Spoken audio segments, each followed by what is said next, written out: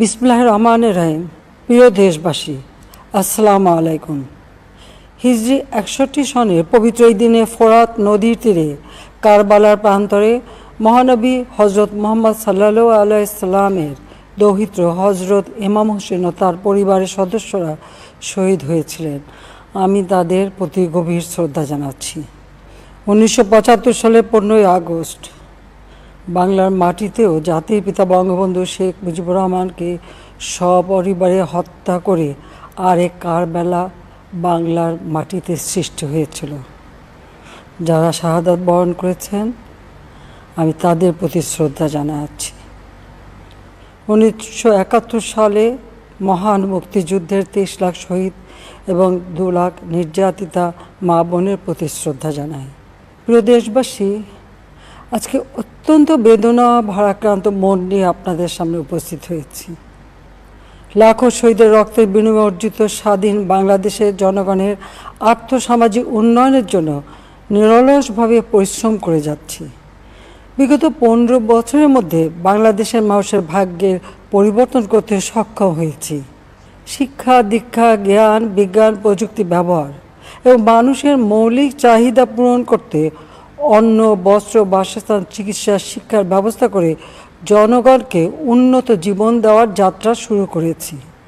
অনেক সাফল্য অর্জন করেছি। বাংলাদেশকে বিশ্ব দরবারে একটা মর্যাদার আসনে অধিষ্ঠিত করতে সক্ষম হয়েছি।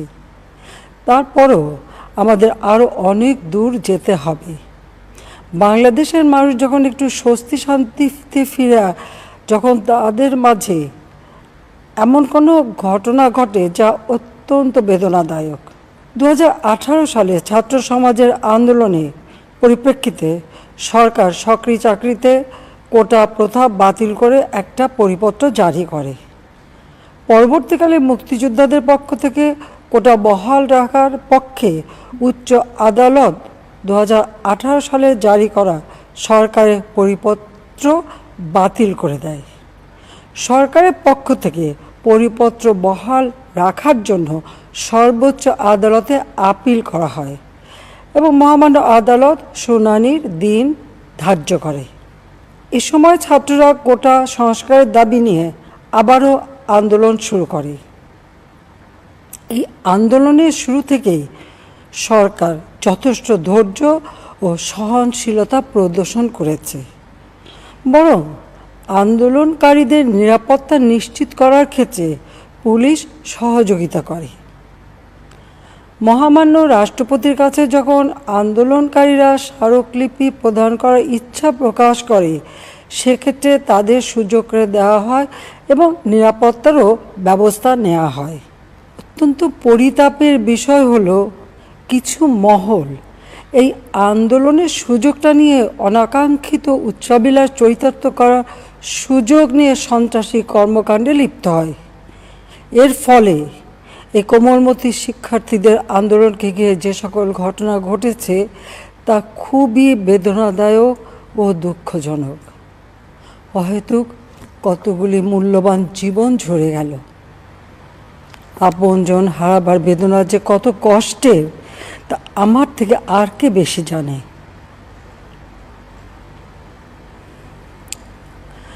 যারা মৃত্যুবরণ করেছে তাদের আত্মার মাগফিরাত কামনা করছি। পরিবারের সদস্যদের প্রতি গভীর সমবেদনা জানাচ্ছি। আমি প্রতিটি হত্যাকাণ্ডের নিন্দা জানাই। যে সকল ঘটনা ঘটেছে তা কখনোই কাম্য ছিল না। চট্টগ্রামে সন্ত্রাসীরা বহুতল ভবনের ছাদ থেকে ছাত্রদের হত্যার উদ্দেশ্যে নির্মমভাবে নিচে ছুঁড়ে ফেলে দিয়েছে। অনেক ছাত্রের হাত পায়ের রগ কেটে দেয়, তাদের উপর লাঠি পেটা ও ধারালো অস্ত্র দ্বারা আঘাত করে। একজন মৃত্যুবরণ করেছে, অনেকে মৃত্যুর সাথে পাঞ্জা লড়ছে। ঢাকা, রংপুর এবং রাজশাহী বিশ্ববিদ্যালয়ের উপাচার্যের বাসভবন ও ছাত্রছাত্রীদের আবাসিক হলে অগ্নিসংযোগ ও ভাঙচুর করা হয়। সাধারণ পথচারী, দোকানিদের আক্রমণ, এমনকি রোগীবাহী অ্যাম্বুলেন্স চলাচলে বাধা প্রদান করা হয়। মেয়েদের হলে ছাত্রীদের উপর আক্রমণ করা হয়েছে এবং লাঞ্ছিত করা হচ্ছে। আবাসিক হলে প্রবোজদের হুমকি দেওয়া হয় এবং আক্রমণ করা হয়েছে। শিক্ষকদের উপর চড়াও হয়ে তাদের গায়ে হাত তোলা হয়েছে। আমি বিশ্বাস করি যারা কোটা সংস্কার আন্দোলনে জড়িত তাদের সাথে এই সকল সন্ত্রাসীদের কোনো সম্পর্ক নেই, বরং সন্ত্রাসীরা এদের মধ্যে ঢুকে সংঘাত ও নৈরাজ্যকর পরিস্থিতির সৃষ্টি করছে। এই ধরনের ঘটনার সঙ্গে যারা জড়িত তাদের চিহ্নিত করে উপযুক্ত শাস্তির ব্যবস্থা করা হবে। যারা হত্যাকাণ্ডের শিকার হয়েছে তাদের পরিবারের জন্য জীবন জীবিকা নির্বাহের ক্ষেত্রে যে সহযোগিতা দরকার তা আমি করব। আমি দ্ব্যর্থহীনভাবে ঘোষণা করছি, যারা হত্যাকাণ্ড, লুটপাট ও সন্ত্রাসী কর্মকাণ্ড চালিয়েছে, এরা যেই হোক না কেন, তারা যেন উপযুক্ত শাস্তি পায় সে ব্যবস্থা নেওয়া হবে। আমি আরও ঘোষণা করছি, হত্যাকাণ্ড সহ যে সকল অনভিপ্রেত ঘটনা ঘটেছে সুষ্ঠু ও ন্যায় বিচারের সাথে সে সকল বিষয় বিচার বিভাগীয় তদন্ত করা হবে। কাদের উস্কানিতে সংঘর্ষের সূত্রপাত হলো, কারা কোন উদ্দেশ্যে দেশকে একটি অরাজক পরিস্থিতির দিকে ঠেলে দিল তা তদন্ত করে বের করা হবে। আমি আন্দোলনরত কোমলমতি ছাত্রছাত্রীদের নিরাপত্তা নিয়ে অত্যন্ত উদ্বিগ্ন। এই সন্ত্রাসীরা যে কোনো সময় সংঘাতের পরিবেশ তৈরি করে তাদের ক্ষতি সাধন করতে পারে। তাই শিক্ষার্থীদের পিতা মাতা, অভিভাবক এবং শিক্ষকদের প্রতি আমার আবেদন, তারা যেন তাদের সন্তানদের নিরাপত্তার বিষয়ে সজাগ থাকেন। একই সাথে সকল শিক্ষা প্রতিষ্ঠানের ছাত্রছাত্রীদের নিরাপত্তার বিষয়টি বিশেষভাবে নজর রাখেন। সরকার হাইকোর্টের রায়ের বিরুদ্ধে সর্বোচ্চ আদালতে আপিল করেছে। আপিল আদালতের শুনানির দিন ধার্য করা হয়েছে।